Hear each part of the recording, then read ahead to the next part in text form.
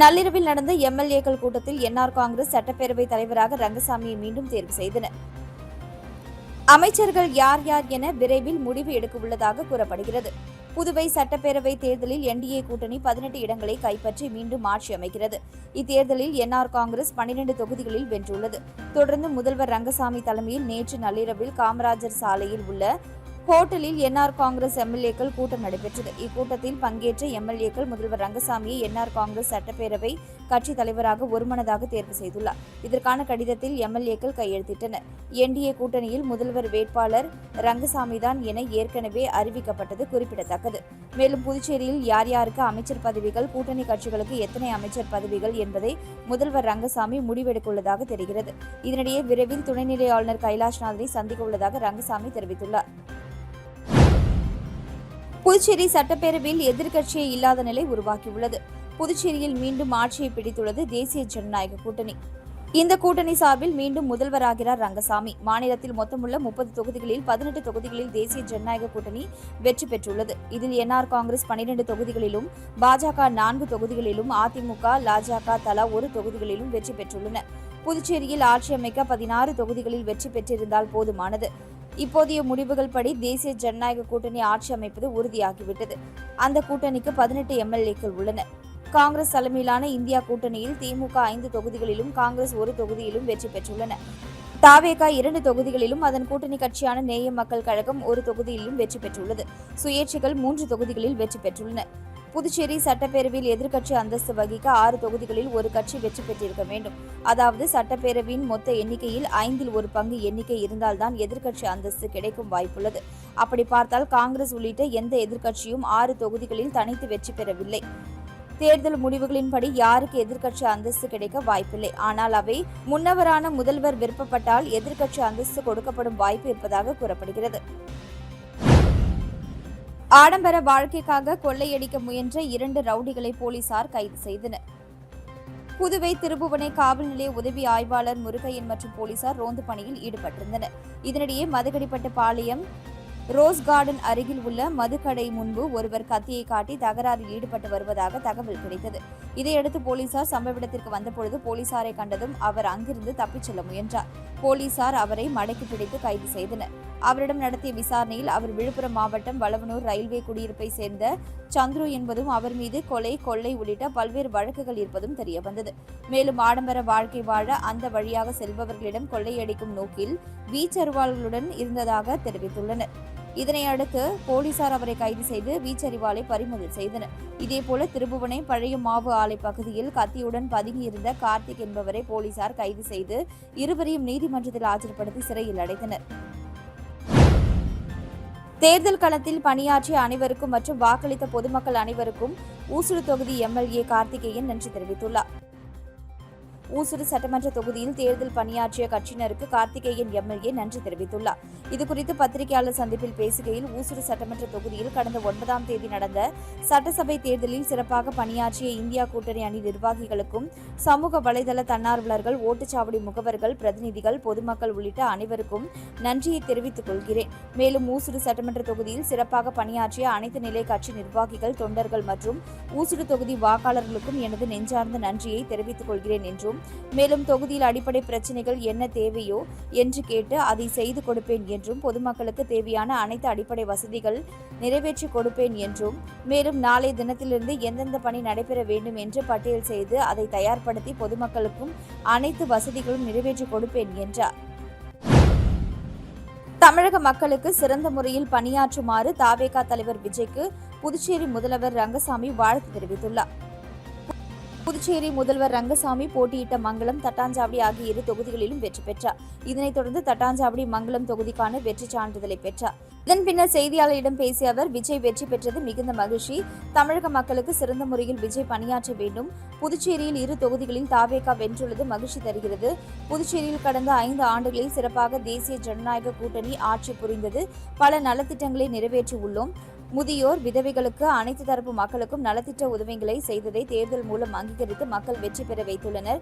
மீண்டும் எங்கள் அரசு அமைதியான, தேவையான இடங்களை தந்துள்ளனர். வாக்காளர்களுக்கு மனமார்ந்த நன்றி. பிரதமர் நரேந்திர மோடி வந்து பிரச்சாரம் செய்தார். மாநில அந்தஸ்தை தர தொடர்ந்து கோரிக்கை வைக்கிறோம். நிச்சயம் கிடைக்கும் என்ற நம்பிக்கை உள்ளது. மாநில காங்கிரஸ் தலைவர் வைத்திலிங்கம் 4வது இடத்திற்கு தள்ளப்பட்டது குறித்து கேட்கிறீர்கள். அவரை எம்பியாக்கி மக்கள் அனுப்பிய நிலையில் சட்டப்பேரவை தேர்தலுக்கு வந்திருக்கக்கூடாது. அதற்கு தகுந்த பாடம் தந்துள்ளனர். நிச்சயமாக இந்த அரசு மக்கள் நல திட்டங்களை செயல்படுத்தும். பதவியேற்பு தேதி பின்னர் தெரிவிக்கப்படும் என்று தெரிவித்தார். அரியாங்குப்பத்தில் கோவில் வாசலில் நிறுத்தியிருந்த பைக்கை திருடிய பெயிண்டரை போலீசார் கைது செய்தனர். அரியாங்குப்பம் டோல்கேட் பகுதி சோழன் வீதியை சேர்ந்தவர் மலையாளத்தான். இவர் கடந்த 21ஆம் தேதி அருகில் உள்ள ரேணுகா பரமேஸ்வரி அம்மன் கோவில் வாசல் முன்பு தனது பைக்கை நிறுத்திவிட்டு கோவிலுக்கு சென்றார். சாமி தரிசனம் செய்துவிட்டு திரும்பி வந்து பார்க்கும் பொழுது பைக் காணாமல் போயிருந்தது. இதுகுறித்து அவர் கொடுத்த புகாரின் பேரில் அரியாங்குப்பம் போலீசார் வழக்கு பதிந்து விசாரணை நடத்தி வந்தனர். இந்த நிலையில் நேற்று முன்தினம் இரவு நோனாங்குப்பம் பகுதியில் அரியாங்குப்பம் சப் இன்ஸ்பெக்டர் முருகானந்தம், குற்றப்பிரிவு போலீசார் வேல்முருகன், சஞ்சீவ் ஆகியோர் வாகன சோதனையில் ஈடுபட்டனர். அப்பொழுது மொப்பேட்டில் வந்த ஒருவரை நிறுத்தி சோதனை செய்து வாகனத்திற்கான எந்த ஆவணங்களும் இல்லாததால் அவரிடம் போலீசார் விசாரணை செய்தனர். அதில் பாகூரை அடுத்த குருவிநத்தம் பகுதியை சேர்ந்த அன்பு என்பதும் பெயிண்டர் வேலை செய்யும் இவர் அந்த பகுதிக்கு வேலைக்கு வந்தபொழுது கோவிலில் இருந்து மொப்பேட்டை திருடி வந்ததை ஒப்புக்கொண்டார். போலீசார் வாகனத்தை பறிமுதல் செய்து அவர் மீது வழக்கு பதிந்து கோர்ட்டில் ஆஜர்படுத்தி காலாப்பட்டு சிறையில் அடைத்தனர். புதுச்சேரி சட்டமன்ற தேர்தலில் 12 புதுமுகங்கள் வெற்றி பெற்றுள்ளனர். புதுச்சேரி சட்டசபை தேர்தலில் மொத்தமுள்ள 30 தொகுதிகளில் தேஜா கூட்டணி 18 தொகுதிகளிலும், இந்தியா கூட்டணி 6 தொகுதிகளிலும், தாவேகா கூட்டணி மற்றும் சுயேட்சைகள் தலா 3 பேர் வெற்றி பெற்றுள்ளனர். இவர்களில் என்ஆர் காங்கிரஸ் கட்சியில் வெற்றி பெற்ற 12 பேரில் வில்லியனூர் ரவிக்குமார், உழவர்கரை நாராயணசாமி, அரியாங்குப்பம் ஐயப்பன், ஏம்பலம் தனி மோகன்தாஸ், திமுகவில் வெற்றி பெற்ற 5 பேரில் காலாப்பட்டு செந்தில், ராஜ்பவன் விக்னேஷ், நெல்லித்தோப்பு கார்த்திகேயன், சுயேட்சைகள் கதிர்காமம் அழகானந்தம், நெடுங்காடு தனி விக்னேஸ்வரன், மாகே அசோக்குமார், லாஜக காமராஜர் நகர் சார்லஸ் மார்டின், தாவேகாவில் வெற்றி பெற்ற மணவெளி தொகுதி ராமு புது முகங்களாவர். இவர்கள் முதல் முறையாக சட்டசபைக்குள் செல்கின்றனர். மொத்தம் எம்எல்ஏக்களில் 40% புதுமுகங்களாவர். திமுக மற்றும் பாஜக உட்பட பெரிய கட்சிகளை ஓட்டு சதவீதத்தில் பின்னுக்கு தள்ளி 3ஆம் இடம் என்ற அந்தஸ்தை தாவேகா பிடித்துள்ளது.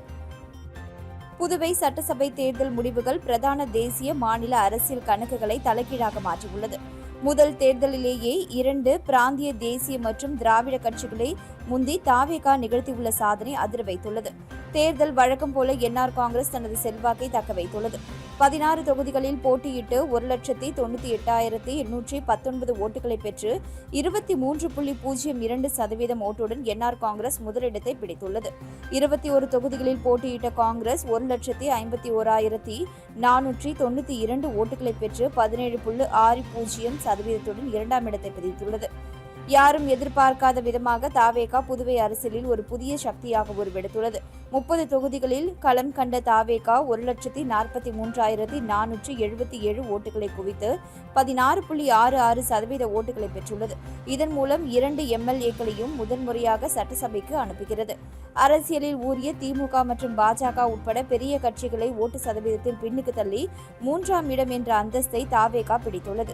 13 தொகுதிகளில் போட்டியிட்ட திமுக 1,19,036 ஓட்டுகள் பெற்று 13.83% 4ஆம் இடத்தையும், 10 தொகுதிகளில் களம் கண்ட பாஜக 1,05,583 ஓட்டுகள் பெற்று 12.26% 5ஆம் இடத்தை பிடித்துள்ளது. தாவேகாவுடன் கூட்டணி அமைத்த நேயம் மக்கள் கழகம் உருளையன்பேட்டை தொகுதியில் வெற்றி பெற்றுள்ளது. இதனால் தாவேகா கூட்டணி 3 எம்எல்ஏக்களை பெற்றுள்ளது. முதல் தேர்தலிலேயே 2 இலக்க ஓட்டு சதவீதத்துடன் புதுவை அரசியலில் புயலாக தாவேகா நுழைந்துள்ளது. புதுச்சேரியில் வெற்றி பெற்ற 24 மணி நேரத்தில் உழவர்கரை தொகுதியில் ஏற்பட்ட மழை பாதிப்பு இடங்களை தொகுதியின் எம்எல்ஏ நாராயணசாமி ஆய்வு செய்து நடவடிக்கை எடுத்த சம்பவம் தொகுதி மக்களிடையே நம்பிக்கையும் வரவேற்பையும் பெற்றுள்ளது. புதுச்சேரி சட்டசபை தேர்தலில் உழவர்கரை தொகுதியில் என்ஆர் காங்கிரஸ் சார்பில் போட்டியிட்டு நாராயணசாமி வெற்றி பெற்றார். இதனிடையே நேற்று இரவு திடீரென பெய்த கனமழையால் உழவர்கரை தொகுதிக்குட்பட்ட பல பகுதிகளில் மழைநீர் தேக்கம் ஏற்பட்டு சாலைகள் சேதம் போன்ற பிரச்சினைகள் ஏற்பட்டன. இதனைத் தொடர்ந்து வெற்றி பெற்ற 24 மணி நேரத்திற்குள் நாராயணசாமி நேரில் சென்று பாதிக்கப்பட்ட பகுதிகளை ஆய்வு செய்தார். மழைநீர் தேங்கிய பகுதிகளை பார்வையிட்டு சம்பந்தப்பட்ட அதிகாரிகளுக்கு உடனடி நடவடிக்கை எடுக்க அறிவுறுத்தியதுடன் பொதுமக்களிடம் நேரடியாக பேசி அவர்களின் குறைகளை கேட்டறிந்தார். வெற்றி கொண்டாட்டங்களை ஒதுக்கி வைத்து மக்கள் நலனில் கவனம் செலுத்திய அவரது செயலுக்கு தொகுதி பொதுமக்கள் பாராட்டு தெரிவித்துள்ளனர். லட்சிய ஜனநாயக கட்சியின் தலைவர் ஜோஸ் சார்லஸ் மார்டின் வெற்றி பெற்றதைத் தொடர்ந்து தொகுதி முழுவதும் சென்று வாக்களித்த மக்களுக்கு நன்றி தெரிவித்தார். லட்சிய ஜனநாயக கட்சியின் தலைவர் ஜோஸ் சார்லஸ் மார்டின் வெற்றி பெற்றதைத் தொடர்ந்து அவர் தொகுதி மக்களை நேரடியாக சந்தித்து நன்றிகளை தெரிவித்தார். குறிப்பாக தனது கட்சியின் சின்னமான தர்பூசணிக்கு வாக்களித்து வெற்றி பெற செய்த பொதுமக்களுக்கு மனமார்ந்த நன்றிகளை கூறினார்.